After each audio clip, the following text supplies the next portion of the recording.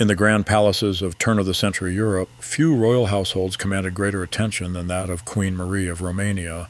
Born a British princess, married to a future king, she would become one of the most photographed and written about monarchs of her generation. Yet this story is not about Marie herself. Between 1893 and 1913, Marie gave birth to 6 children. These children would become kings and queens, regents and exiles, widows and monks. One would rule Romania through political upheaval and abdication. Another would wear the crown of Greece, then Yugoslavia.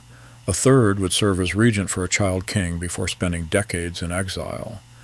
The youngest daughter would abandon royal titles entirely, taking monastic vows in America. The youngest son would not live to see his 3rd birthday. This is a chronological examination of 6 lives presented in birth order. Each story will be told completely, from birth through upbringing, marriage, political role, and ultimate fate. No detail will be left for later chapters. No life will be interrupted to examine another. These are the outcomes of one royal household, born into certainty and scattered by the collapse of the old European order. Queen Marie of Romania, born Princess Marie of Edinburgh in 1875, entered the Romanian royal household through marriage to Crown Prince Ferdinand in 1893. Her father, Alfred, Duke of Edinburgh, was the 2nd son of Queen Victoria. Her mother, Grand Duchess Maria Alexandrovna, was daughter to Tsar Alexander II of Russia. This dual British and Russian heritage positioned Marie within the interconnected web of European royalty at its height. Ferdinand, heir to the Romanian throne, represented the Hohenzollern-Sigmaringen dynasty that had ruled Romania south since 1866. His uncle, King Carol I, had established Romanian independence and transformed the principality into a kingdom. The marriage united Germanic dynastic legitimacy with the prestige of the British and Russian imperial houses. Romania in the 1890s occupied a strategic position in southeastern Europe. The kingdom had achieved independence from Ottoman rule in 1878, and King Carol I had built a constitutional monarchy modeled on German and Austrian examples. The court at Bucharest reflected this Germanic influence while maintaining connections to the broader European royal network through marriage and diplomacy. The royal household into which Marie's children would be born combined the ceremonial traditions of a newly independent kingdom with the international prestige of established European dynasties. King Carol I, childless, viewed his nephew Ferdinand's children as the future of the Romanian crown. This expectation would shape every aspect of their upbringing and preparation for public roles. The children born to Marie and Ferdinand between 1893 and 1913 entered a world that appeared stable but was approaching fundamental transformation. The European royal system, which had dominated the continent for centuries, would face its greatest test during their lifetimes. The eldest child, Carol, was born in 1893 into the expectation of inheriting a secure constitutional monarchy. By the time the youngest surviving child, Iliana, reached adulthood in the late 1920s, the Russian Empire had collapsed, the German and Austro-Hungarian empires had dissolved, and republican governments had replaced monarchies across Eastern Europe. World War I, which began when the oldest child was 21 and the youngest was 5, would serve as the defining rupture. Romania's entry into the war in 1916 on the side of the Entente powers brought invasion, occupation, and near-total defeat. The royal family evacuated to Moldavia, where young Prince Mircea died of typhoid fever in 1916. The surviving children experienced displacement, uncertainty, and the fragility of royal authority. This generational experience of instability influenced each child's approach to royal duty and personal identity. The older children remembered pre-war certainty and carried expectations of restored stability. The younger children, formed by wartime displacement and post-war political volatility, adapted more readily to reduced circumstances and alternative paths to service. The collapse of neighboring monarchies provided both warnings and opportunities. The Habsburgs' fall created vacant thrones in southeastern Europe. The Romanov dynasty's destruction demonstrated the ultimate consequences of revolutionary change. These lessons would influence the choices made by Marie's children as they navigated their own royal roles and personal decisions. Prince Carol was born on October 15, 1893, at Palish Castle, the royal residence in the Carpathian Mountains. His birth secured the succession of the Hohenzollern-Sigmaringen dynasty in Romania and fulfilled King Carol I's expectation of a direct heir through his nephew Ferdinand. The birth was announced with the traditional royal ceremonies, guns fired, salutes from Bucharest citadel, church bells rang throughout the kingdom, and diplomatic congratulations arrived from royal courts across Europe. Carol's godparents included Kaiser Wilhelm II of Germany and Tsar Nicholas II of Russia, emphasizing Romania's position within the European royal network. As the eldest child and only son for the first 7 years of his life, Carol occupied the unique position of heir apparent from birth. King Carol I, who had no children of his own, invested significant attention in his great-nephew's preparation for kingship. The boy's education, public appearances, and military training were planned with the assumption that he would one day rule Romania. The name Carol honored both his great-uncle, King Carol I, and the Carolingian tradition of European monarchy. This choice reflected the dynasty's desire to establish continuity with Romanian royal tradition while maintaining connections to broader European legitimacy. Carol's education followed the pattern established for European royal heirs, combining academic instruction with military training and court protocol. Private tutors provided instruction in Romanian, German, French, and English. His curriculum included history, with particular emphasis on Romanian national development and European diplomatic relations. Military education began early, reflecting Romanian tradition and the expectation that the future king would serve as commander-in-chief of the armed forces. Carol received his first military uniform at age 7 and began formal military instruction at 12. His training emphasized cavalry and artillery, branches considered appropriate for royal officers. Court protocol occupied a significant portion of his formation. Carol learned the ceremonial requirements of royal representation, diplomatic reception, and state functions. These skills would prove essential during his later reign, when royal ceremony served as one of the few remaining sources of monarchical legitimacy. Contemporary observers noted Carol's intelligence and facility with languages, but also recorded concerns about his strong-willed nature and resistance to direction. These personality traits, evident in childhood, would characterize his approach to kingship and contribute to the constitutional crises of his reign. Carol's transition to adulthood coincided with Romania's entry into World War I in August 1916.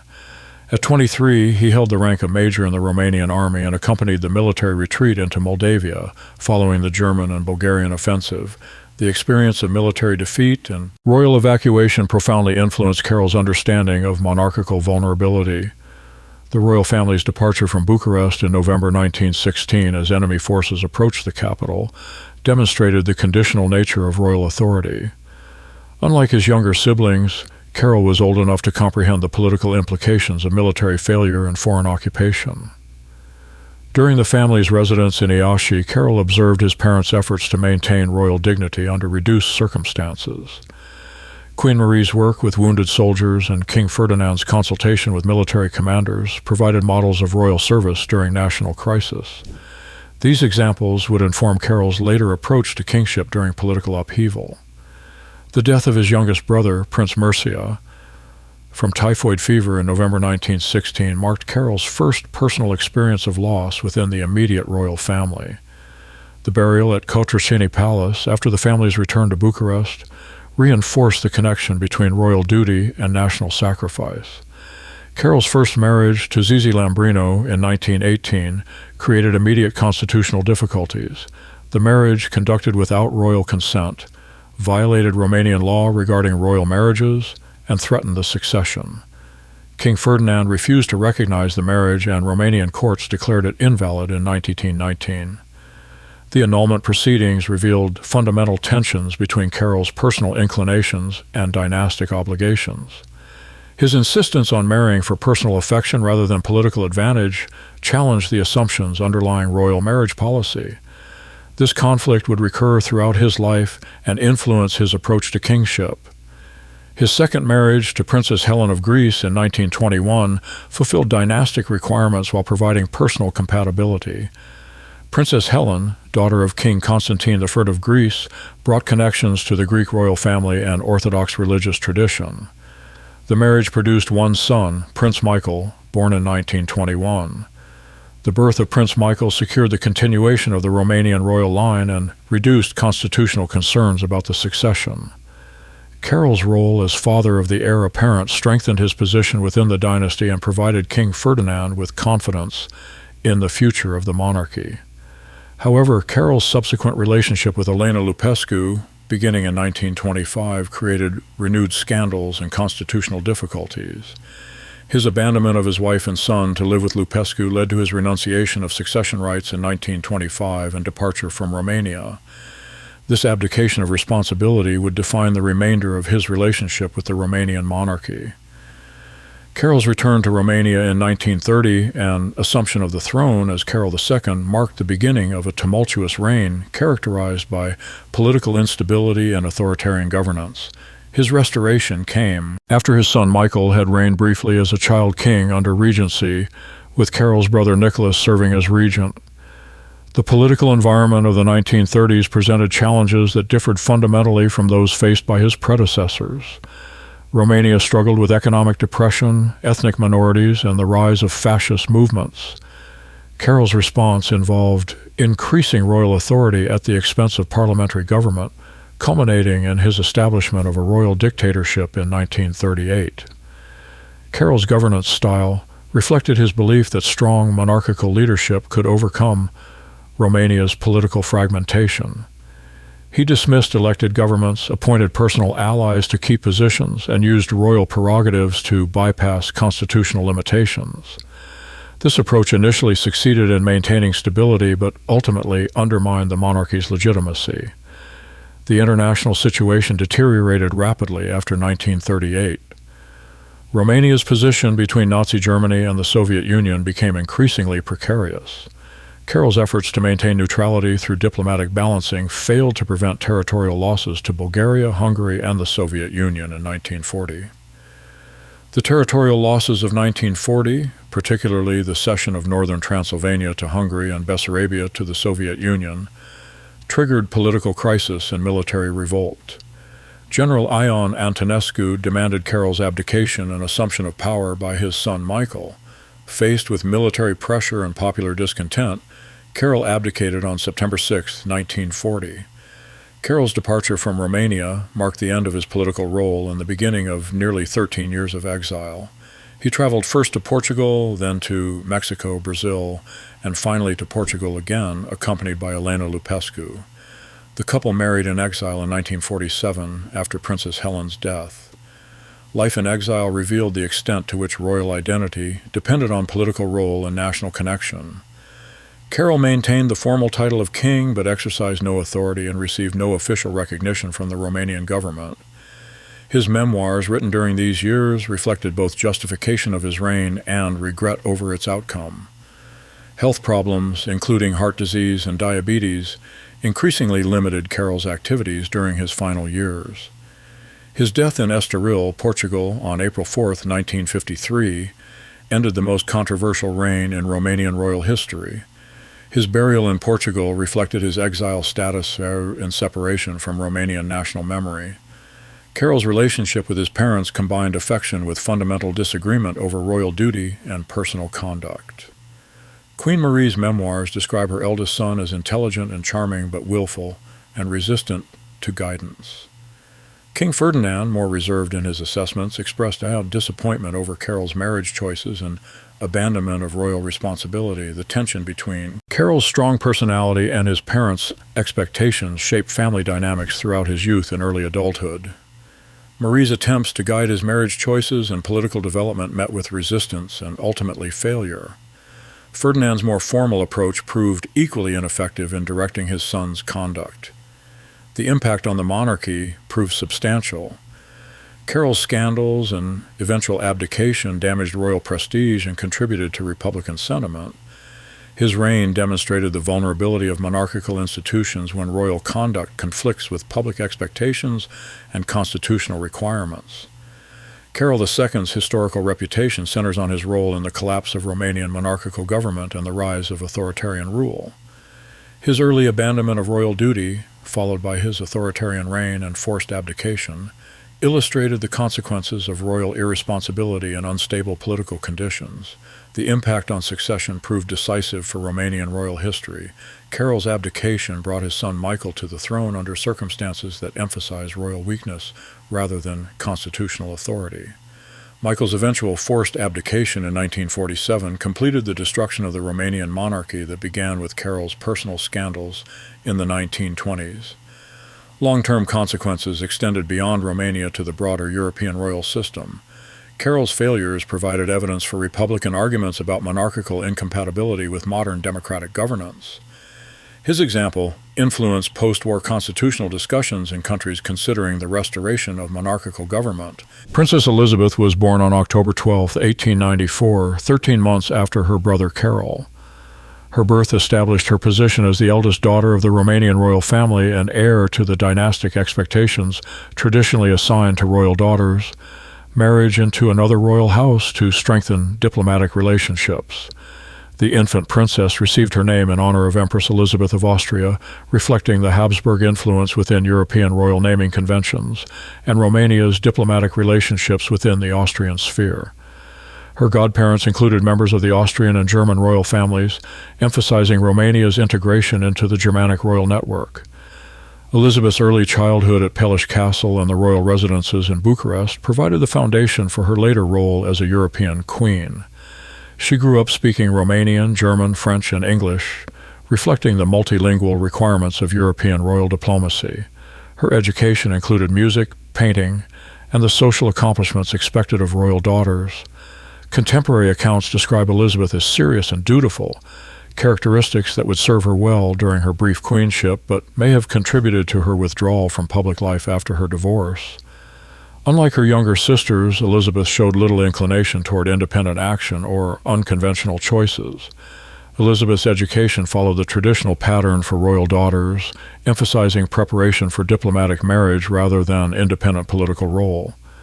Her tutors focused on European history, with particular attention to Greek and Balkan developments, preparing her for the marriage that would eventually materialize. Queen Marie took particular interest in Elizabeth's formation, viewing her eldest daughter as an extension of her own diplomatic influence. Marie's own experience as a foreign queen in Romania informed her guidance of Elizabeth's preparation for a similar role. This preparation included court protocol, state entertaining, and the representation duties required of royal consorts. The selection of potential marriage partners began early, reflecting the limited options available to royal daughters and the diplomatic considerations that governed such decisions. The Greek royal family emerged as the most suitable option, combining Orthodox religious compatibility with strategic political advantage for Romania. Elizabeth's acceptance of these arrangements demonstrated her understanding of royal duty and personal sacrifice. Unlike her brother Carol, she did not challenge dynastic expectations or seek to assert personal preference over family and state interests. This compliance would characterize her approach to marriage and queenship. Elizabeth's engagement to Prince George of Greece was announced in 1920, fulfilling the diplomatic expectations that had shaped her education and formation. Prince George, second son of King Constantine I of Greece, offered the appropriate rank and religious compatibility required for Romanian royal marriage policy.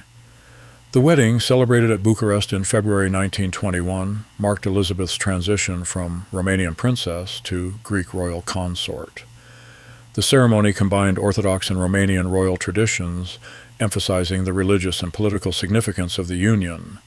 Representatives from European royal families attended, confirming the international importance of the marriage. Elizabeth's adaptation to Greek court life proved challenging. The Greek monarchy faced political instability, military defeat in Asia Minor, and Republican sentiment following the disastrous campaigns of 1920 to 1922. Her husband's family experienced exile and restoration multiple times during the 1920s, creating uncertainty about royal roles and responsibilities. The couple's childlessness became apparent during the 1920s, eliminating the possibility of strengthening the marriage through parenthood and reducing Elizabeth's importance within the Greek royal succession. This personal disappointment coincided with increasing political difficulties for the Greek monarchy. Elizabeth became Queen of the Hellenes when her husband's brother, King Alexander, died in 1920 and King Constantine I was restored to the throne. However, this queenship proved brief and largely ceremonial, as George was second in line and never actually reigned. The rapid political changes in Greece during the 1920s prevented the establishment of stable royal roles. The Greek monarchy's instability during this period reflected broader European difficulties with royal government after World War I. Military defeat, economic crisis, and Republican sentiment challenged traditional royal authority. Elizabeth's experience as a queen without effective power illustrated the reduced circumstances of European royalty during the interwar period. Her limited public role reflected both political constraints and personal inclination. Unlike Queen Marie of Romania, who actively sought public attention and political influence, Elizabeth preferred privacy and formal ceremonial functions. This approach suited the uncertain political environment but limited her ability to build popular support. The absence of children reduced Elizabeth's influence within the Greek royal family and eliminated her potential role as queen mother to future monarchs. This circumstance, combined with political instability, contributed to the deterioration of her marriage and eventual divorce. Elizabeth's divorce from Prince George in 1935 marked the end of her brief royal marriage and the beginning of her withdrawal from public prominence. The divorce proceedings, conducted with discretion appropriate to royal status, cited incompatibility rather than scandal or personal misconduct. The absence of children simplified the divorce settlement but eliminated Elizabeth's ongoing connection to the Greek royal family. Unlike divorced royal consorts who retained influence through their children's positions, Elizabeth's separation was complete and final. Her return to Romania provided refuge but no meaningful public role. The Romanian monarchy of the 1930s, dominated by her brother Carol's authoritarian rule, offered little opportunity for constructive activity by former queens without current political relevance. Elizabeth's choice to remain unmarried after her divorce reflected both personal preference and limited options. Royal remarriage required extensive negotiation and political approval, particularly for divorced individuals. Her decision to maintain single status avoided these complications while accepting social isolation. Elizabeth's later years were spent in relative obscurity, first in Romania until the communist takeover in 1947, then in exile in Western Europe. The collapse of the Romanian monarchy eliminated her final connection to active royal life and reduced her to the status of private individual with royal titles but no political significance. Her exile experience differed from that of her brother Carol, whose controversial reign provided material for memoirs and historical analysis. Elizabeth's shorter and less controversial royal career offered little basis for public interest or literary productivity. She lived quietly on a modest income provided by family resources and royal pension arrangements.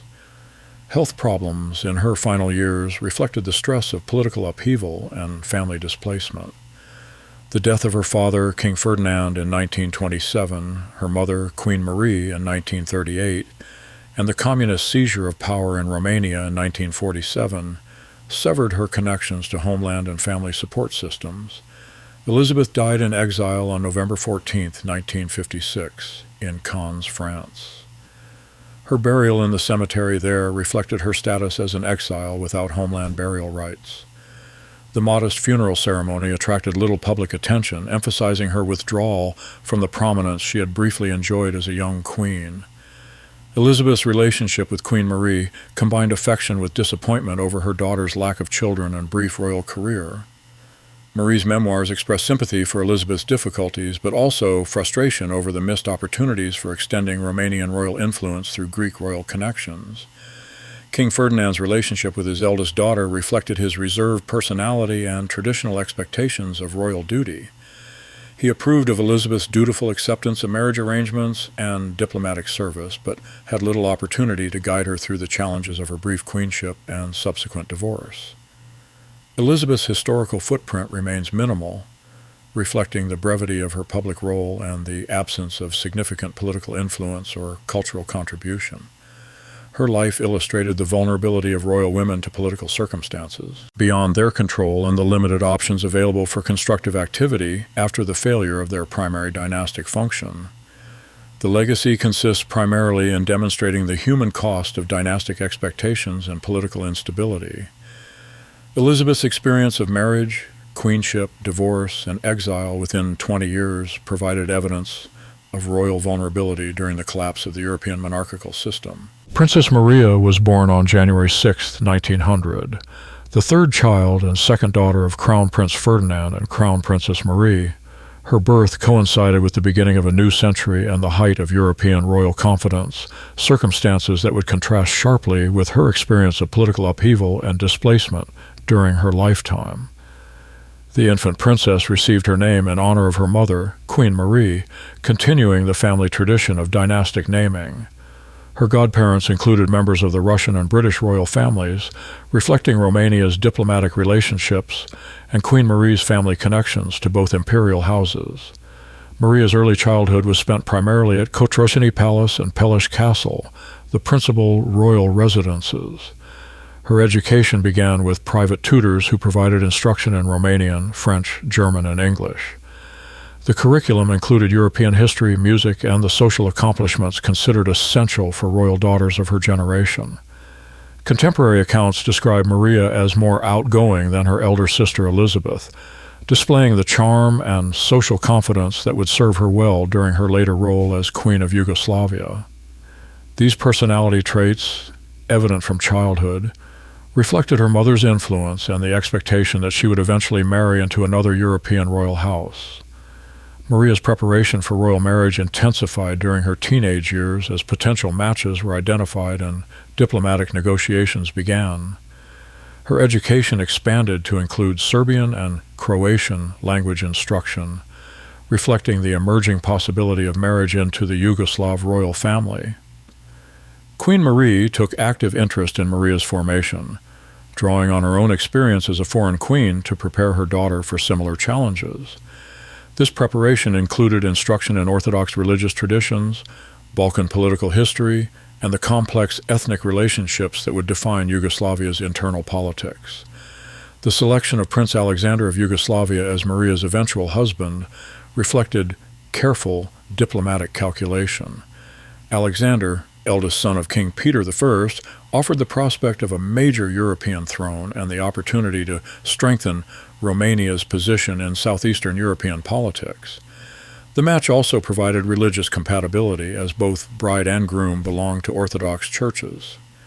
Maria's acceptance of these arrangements demonstrated her understanding of royal duty and political necessity. Her preparation included visits to Yugoslavia before the engagement, allowing her to observe the country and royal family that would define her adult life. These visits confirmed her suitability for the role and Alexander's personal approval of the match. Maria's engagement to Prince Alexander was announced in 1921 when she was 21 years old. The engagement fulfilled the diplomatic expectations that had shaped her education and reflected Yugoslavia's desire to strengthen ties with Romania and other European royal houses. The wedding, celebrated at Belgrade Cathedral on June 8, 1922, marked one of the most significant royal ceremonies in interwar Yugoslavia. Representatives from European royal families attended, emphasizing the international importance of the union. The ceremony combined Orthodox religious traditions with royal diplomatic protocol. Maria's transition from Romanian princess to Yugoslav crown princess required adaptation to different court traditions and political circumstances. Yugoslavia's complex ethnic composition, including Serbs, Croats, Slovenes, and other minorities, presented challenges unknown in ethnically more homogeneous Romania. Her adaptation proved successful, helped by her linguistic preparation and social skills.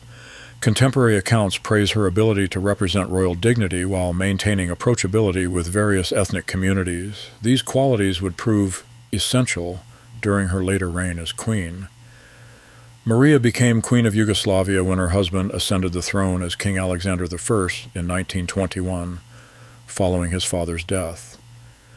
Her queenship began during a period of political consolidation as Alexander worked to establish stable government and national unity in the newly created kingdom. Her public role emphasized national unity and charitable work, particularly in education and healthcare. Maria's patronage of schools and hospitals provided visible royal service while avoiding the controversial political issues that dominated Alexander's reign. This approach helped maintain royal popularity across ethnic lines. The Queen's representation duties included state visits and diplomatic entertaining, responsibilities that utilized her linguistic abilities and international royal connections. Her role in receiving foreign dignitaries and maintaining Yugoslavia's diplomatic relationships proved particularly valuable, given the country's complex regional position. Maria's approach to queenship reflected her mother's influence and her own observations of effective royal service. She avoided political controversy while maintaining visible public activity, balancing royal dignity with personal accessibility. This style suited Yugoslavia's need for unifying royal symbolism. Maria's role as mother began with the birth of Prince Peter in 1923, securing the Yugoslav royal succession and strengthening her position within the dynasty. The birth was celebrated throughout Yugoslavia as confirmation of the monarchy's future and the royal family's commitment to the country. 2 additional sons followed, Prince Tomislav in 1928 and Prince Andrei in 1929. The 3 princes provided multiple heirs to the throne and ensured dynastic continuity. Maria's role as mother of future kings enhanced her importance within the royal family and Yugoslav political system. Her approach to child-rearing combined royal tradition with modern educational ideas, reflecting her own cosmopolitan background and the international character of European royalty. The princes received multilingual education and exposure to various European royal traditions, preparing them for potential roles as constitutional monarchs. The family's domestic life provided a model of royal stability during a period of political tension. Maria's visible devotion to motherhood and family responsibilities countered Republican arguments about royal irrelevance and demonstrated the monarchy's connection to traditional values. King Alexander's assassination in Marseille on October 9, 1934, transformed Maria from queen consort to queen mother and widow within moments. The assassination, carried out by Croatian and Macedonian terrorists with apparent foreign support, shocked Yugoslavia and eliminated the monarchy's most effective leader. The immediate aftermath required Maria to assume new responsibilities as mother of the 11-year-old King Peter II and guardian of royal interests during the regency period. Her role shifted from ceremonial queenship to active protection of dynastic continuity and royal authority. The regency arrangements, which included Prince Paul as principal regent, limited Maria's direct political influence but required her participation in major decisions affecting the monarchy and her son's preparation for eventual personal rule. These responsibilities demonstrated her political judgment and commitment to royal duty. Her widowhood coincided with increasing international tension and Yugoslavia's growing isolation between Nazi Germany and Fascist Italy. Maria's experience of personal loss reflected the broader vulnerability of southeastern European monarchies during the rise of totalitarian movements. The German invasion of Yugoslavia in April 1941 forced the royal family into exile, beginning a 20-year period of displacement that would define Maria's later life. The family's departure from Belgrade marked the effective end of the Yugoslav monarchy and Maria's role as Queen Mother. Exile was spent primarily in London, where the royal family maintained a government in exile and worked with Allied forces for Yugoslavia's liberation. Maria's role during this period emphasized diplomatic representation and maintaining international support for Yugoslav restoration, responsibilities that utilized her royal connections and political experience. The communist victory in Yugoslavia after 1945 eliminated the possibility of restoration and condemned the royal family to permanent exile. Maria's adjustment to this reality required acceptance of reduced circumstances and abandonment of hopes for return to Yugoslavia. Her death in London on June 22, 1961, ended 40 years of royal service, including 17 years as queen and 27 years as widow in exile. The funeral in London reflected her exile status but attracted representatives from European royal families acknowledging her lifetime of diplomatic service. Maria's relationship with Queen Marie combined personal affection with professional collaboration in advancing Romanian royal interests through Yugoslav connections. Marie's pride in her daughter's queenship reflected the successful achievement of dynastic goals through diplomatic marriage. The correspondence between mother and daughter, maintained throughout Maria's Yugoslav years, reveals Marie's continued interest in southeastern European politics and her satisfaction with Maria's adaptation to royal responsibilities. This relationship provided emotional support during the challenges of queenship and widowhood. Maria's role in Yugoslav royal continuity proved decisive for the dynasty's survival during World War II in exile. Her protection of her son Peter II's interests and maintenance of royal legitimacy during the regency and war years preserved the possibility of restoration, even though political developments ultimately prevented return. The dynastic legacy includes the continuation of the Yugoslav royal line through Maria's descendants, who maintain claims to the abolished throne and connections to other European royal families. This legacy reflects the enduring influence of dynastic relationships established through her marriage. Prince Nicholas was born on August 18, 1903, the fourth child and second son of Crown Prince Ferdinand and Crown Princess Marie. His position as the spare heir to his older brother Carol defined his upbringing and prepared him for a supporting rather than primary role within the Romanian monarchy. The infant prince received his name in honor of Tsar Nicholas II of Russia, reflecting Queen Marie's Russian imperial connections and Romania's diplomatic relationships with the Russian Empire. This naming choice emphasized the international character of Romanian royal relationships and the family's integration into the broader European royal network. Nicholas's early childhood occurred during a period of Romanian stability and royal confidence. His upbringing at Cotroceni Palace and Peliș Castle provided the traditional education expected of royal princes, including military instruction, multiple languages, and preparation for potential state service. Contemporary accounts describe Nicholas as more studious and reserved than his older brother Carol, characteristics that would serve him well during his later role as regent, but may have contributed to his limited political influence after Carol's return to Romania in 1930. Nicholas's education followed the pattern established for royal princes, combining academic instruction with military training. His linguistic education included Romanian, German, French, and English, preparing him for the international diplomatic responsibilities that would characterize his adult career. Military instruction began early, reflecting Romanian royal tradition and the expectation that royal princes would serve as military leaders.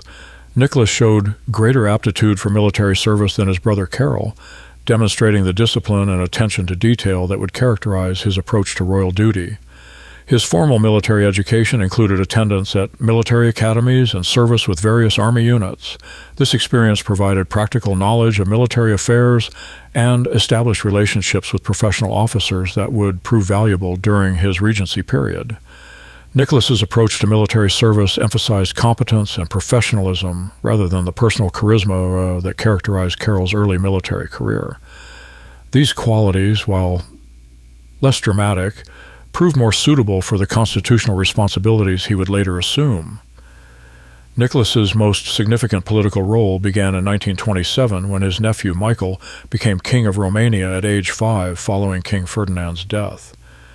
Carol's renunciation of succession rights in 1925 had eliminated the natural heir, creating the need for a regency council to govern during the child king's minority.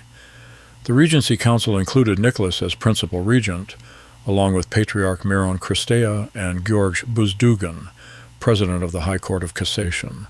This arrangement reflected constitutional requirements for royal regencies while providing Nicholas with substantial governing authority. Nicholas's approach to the regency emphasized constitutional propriety and political neutrality, characteristics that distinguished his governance from the authoritarian tendencies his brother would later display. The regent worked with elected governments and respected parliamentary procedures, maintaining democratic institutions during a critical period. The regency period from 1927 to 1930 proved relatively successful in maintaining political stability and economic recovery. Nicholas's competent administration provided evidence of effective royal service and constitutional monarchy, demonstrating an alternative to the personal rule that Carol would subsequently attempt. Carol's return to Romania in 1930 and assumption of the throne as Carol II ended Nicholas's regency and relegated him to a supporting role within the royal family.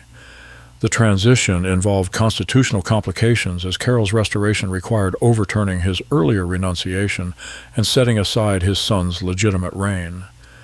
Nicholas's acceptance of this transition demonstrated his commitment to dynastic unity and constitutional propriety, even when personal interests conflicted with family decisions.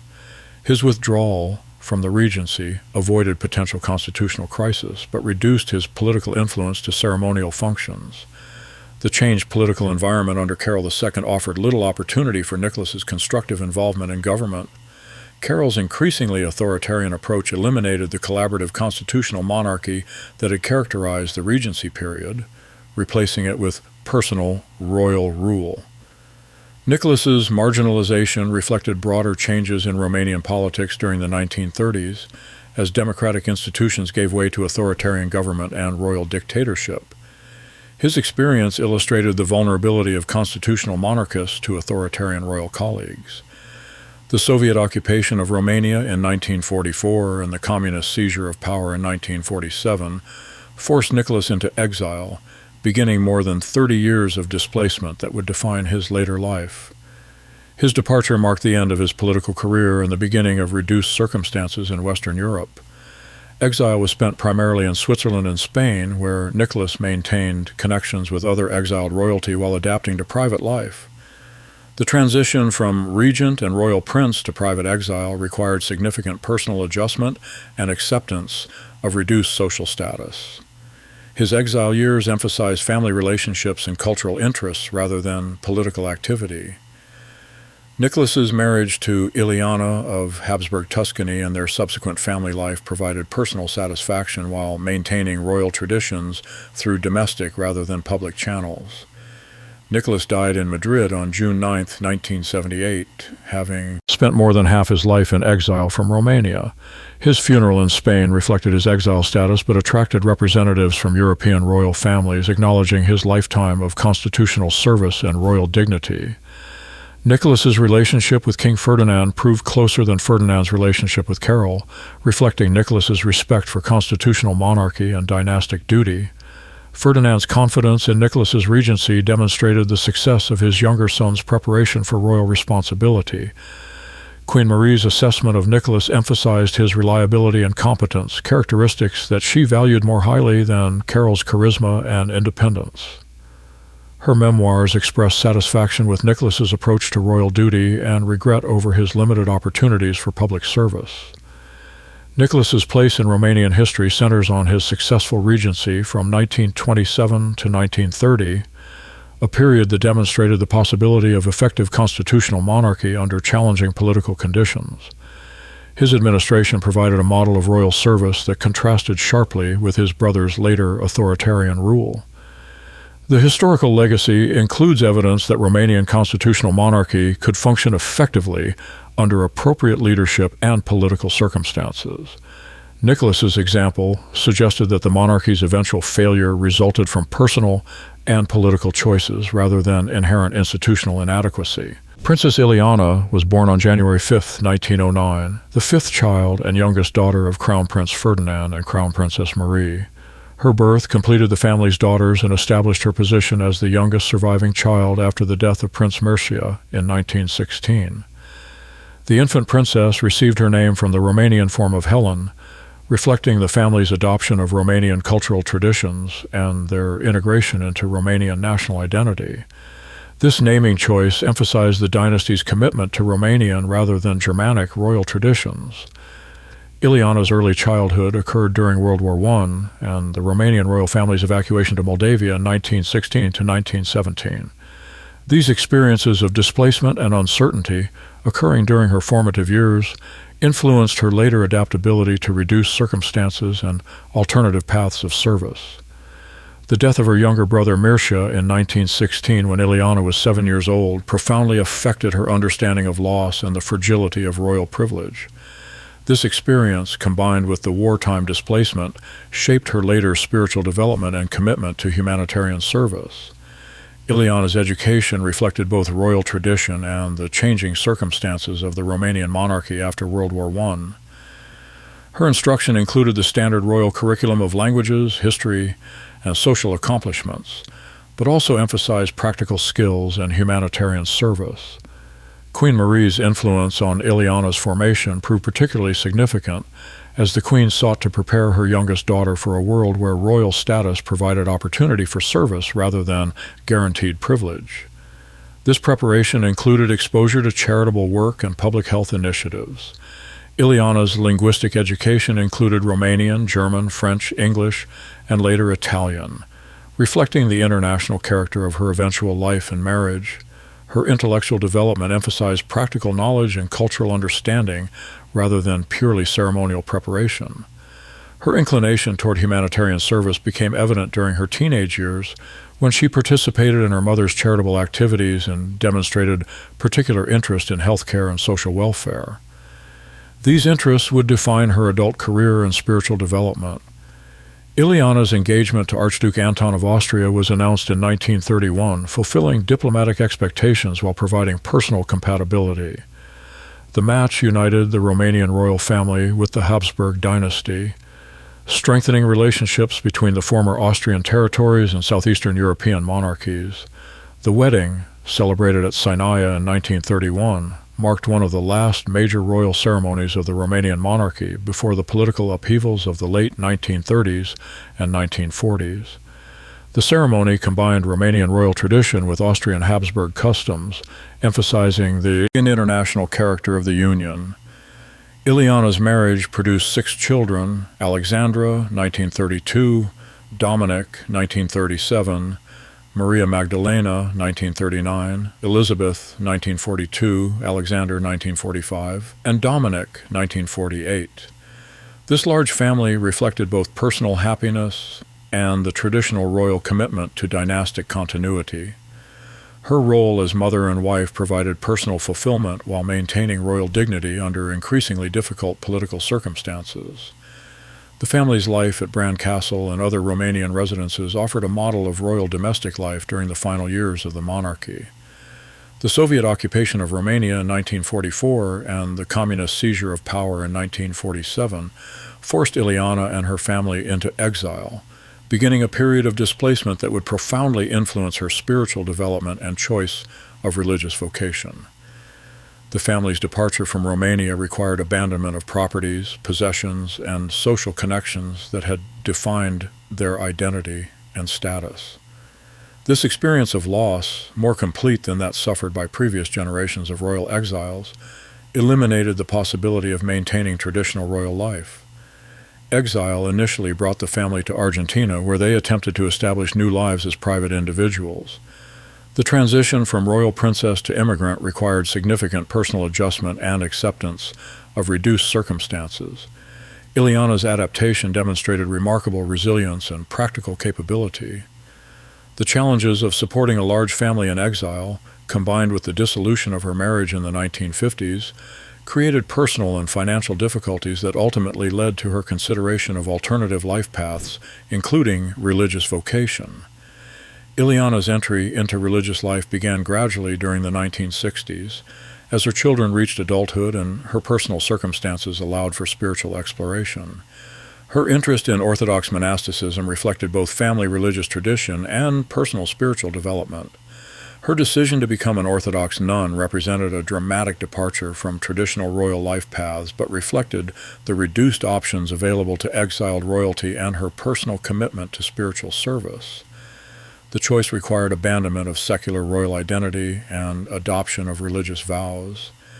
Iliana's monastic name, Mother Alexandra, honored both her eldest daughter and the Orthodox tradition of adopting religious names upon taking vows. Her entry into Elwood City Monastery in Pennsylvania provided the institutional framework for her new spiritual life. Her work in establishing the Orthodox Monastery of the Transfiguration demonstrated her continued capacity for leadership and institution building. Skills developed during her royal upbringing but applied to religious rather than secular purposes. The monastery provided spiritual guidance for Orthodox Americans and maintained connections to Romanian religious traditions. Iliana's later years as Mother Alexandra emphasized spiritual guidance, religious education, and maintenance of Orthodox traditions in America.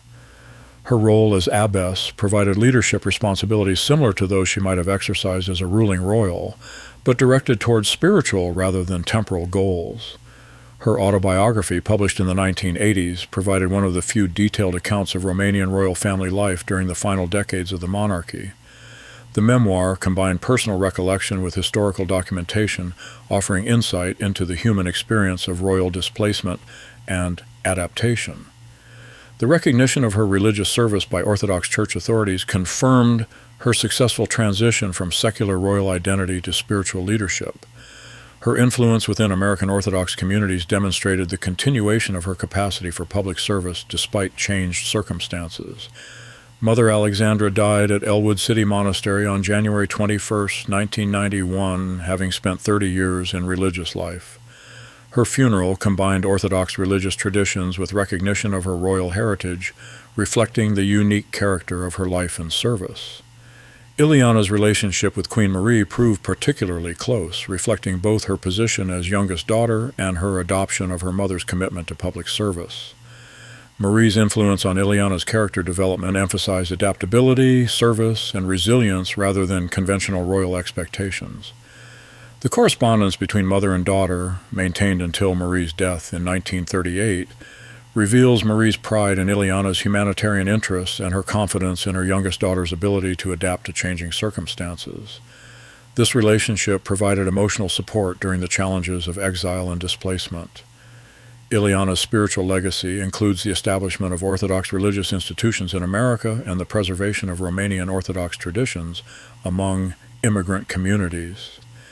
Her religious service demonstrated alternative paths for royal contribution to society when traditional political roles became unavailable.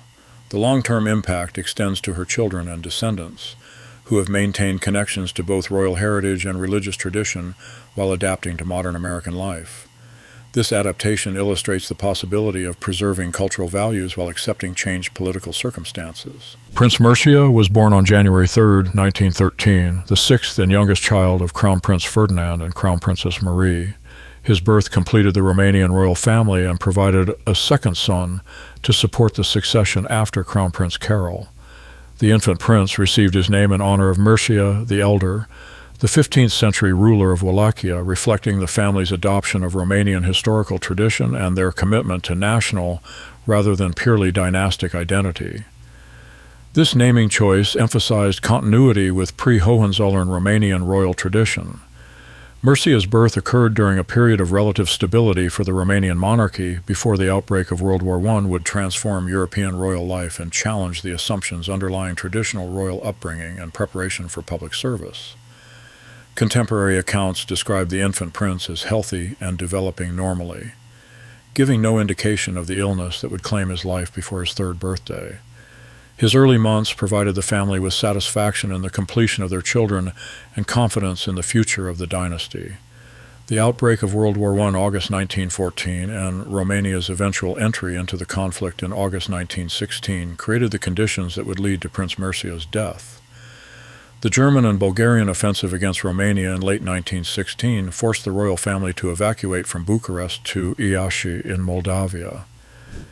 The evacuation occurred under difficult conditions with limited medical facilities and exposure to diseases that flourished in wartime displacement camps. The royal family's residence in Iași, while maintaining royal dignity, could not provide the sanitary conditions and medical care available in peacetime Bucharest. Prince Mircea contracted typhoid fever in November 1916, a disease that claimed thousands of lives during the Romanian military retreat and civilian displacement. The 3-year-old prince's illness reflected the broader health crisis affecting Romania during the military catastrophe of 1916. Despite the attention of royal physicians and the best medical care available under wartime conditions, Prince Mircea died on November 2, 1916, in Iași. His death marked the first loss of a child within the immediate royal family and demonstrated the vulnerability of royal privilege to wartime conditions. The death of Prince Mircea profoundly affected Queen Marie, who had maintained optimism and public confidence despite military defeat and royal evacuation. The loss of her youngest child during the family's greatest trial demonstrated the personal cost of national catastrophe. King Ferdinand's response to his son's death emphasized duty and national service rather than personal grief, reflecting his reserved character and understanding of royal responsibility during national crisis. The king's public composure provided stability for the royal family and Romanian government during continued military pressure. The impact on the surviving children varied according to their ages and understanding of the political situation. Crown Prince Carol, at 23, comprehended both the personal loss and its symbolic significance for royal vulnerability. The younger children experienced grief without full understanding of its broader implication. The burial of Prince Mircea at Cotroceni Palace after the royal family's return to Bucharest in 1918 provided closure for personal grief while emphasizing royal commitment to Romanian soil and national identity. The funeral ceremony combined personal mourning with national symbolism. The symbolic significance of Mircea's death extended beyond personal loss to represent Romanian suffering during World War I. The prince's death connected royal sacrifice to national experience, strengthening the monarchy's identification with popular wartime suffering and loss. The 6 children born to Crown Prince Ferdinand and Crown Princess Marie between 1893 and 1913 experienced remarkably different fates despite sharing identical upbringing and dynastic expectations. Their divergent paths illustrated both the opportunities and vulnerabilities inherent in royal birth during the collapse of traditional European monarchy. Carol, the heir, became king but ruled through scandal, authoritarianism, and eventual abdication. His reign demonstrated the consequences of personal irresponsibility and authoritarian governance in unstable political conditions. His exile and death in Portugal marked the failure of his preparation for constitutional monarchy. Elizabeth achieved queenship through marriage to Greek royalty but experienced divorce, childlessness, and withdrawal from public life. Her brief royal career illustrated the vulnerability of royal women to political circumstances beyond their control and the limited options available after the failure of dynastic marriage.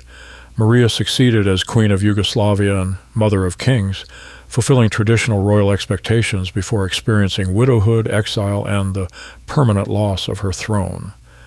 Her life demonstrated both the possibilities and limitations of diplomatic marriage in maintaining royal influence across national boundaries.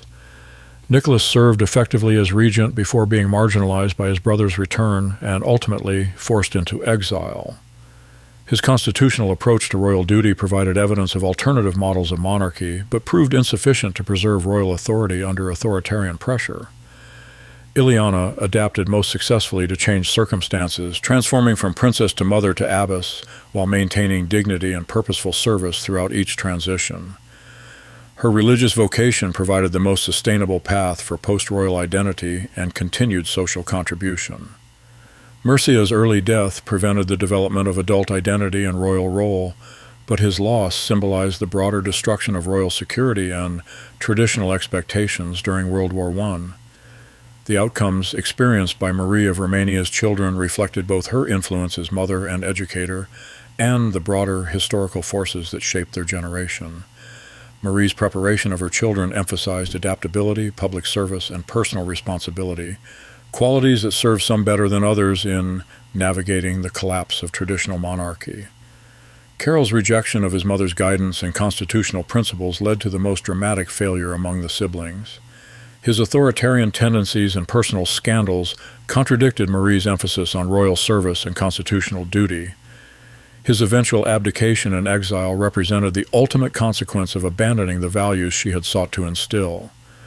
Elizabeth's dutiful acceptance of dynastic expectations initially fulfilled Marie's model of royal service through diplomatic marriage, but the failure to achieve lasting queenship or motherhood limited her ability to extend her mother's influence to future generations.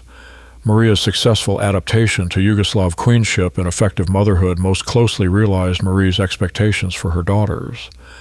The continuation of Yugoslav royal legitimacy through Maria's descendants preserved the possibility of restored monarchy and maintained royal tradition across generations. Nicholas's constitutional approach to the regency reflected Marie's influence on his understanding of royal duty and democratic institutions. His effective governance during the late 1920s demonstrated the potential for constitutional monarchy under appropriate leadership. Iliana's transformation from princess to abbess represented the most creative adaptation to post-royal circumstances while maintaining the service orientation that Marie had emphasized. Her religious vocation provided sustained Mircean purpose and social contribution despite the elimination of traditional royal roles.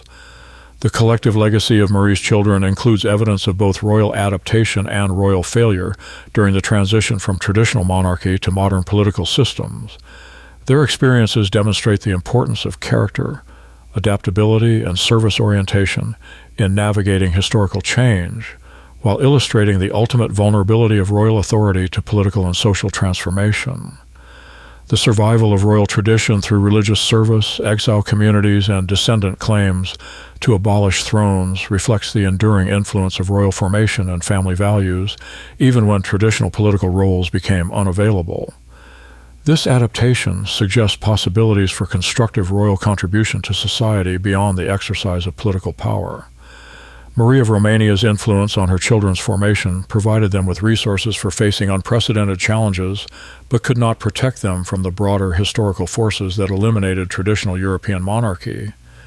Their varied responses to these challenges demonstrate both human resilience and the ultimate supremacy of historical change over individual preparation and personal character.